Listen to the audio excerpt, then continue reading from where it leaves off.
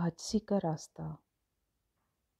حضرت جنید بغدادی ایک دن یمن کے شہر صنعا کے جنگلوں میں سے گزر رہے تھے۔ وہاں انہوں نے ایک بوڑھے جنگلی کتے کو دیکھا جس کے دانت گر چکے تھے۔ بیچارہ شکار کرنے سے معذور تھا۔ دوسروں کے کیے ہوئے بچے کچے شکار پر گزارا کرتا اور اکثر بھوکا رہتا تھا۔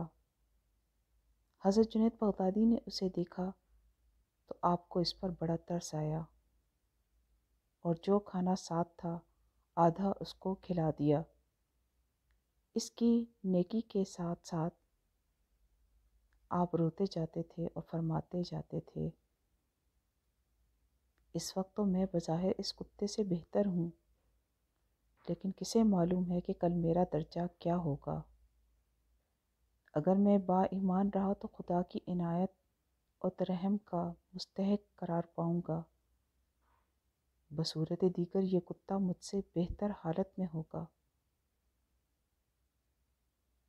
کیونکہ اس کو دوزخ میں ہرگز نہیں ڈالا جائے گا۔ اللہ کے نیک بندوں نے عاجزی اختیار کر کے ہی اعلیٰ رتبہ پایا ہے۔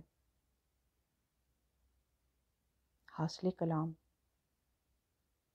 انسان اشرف المخلوقات اسی صورت کہلانے کا حقدار ہے جب وہ عاجزی اختیار کرے، اور یہی مقام انسانیت ہے۔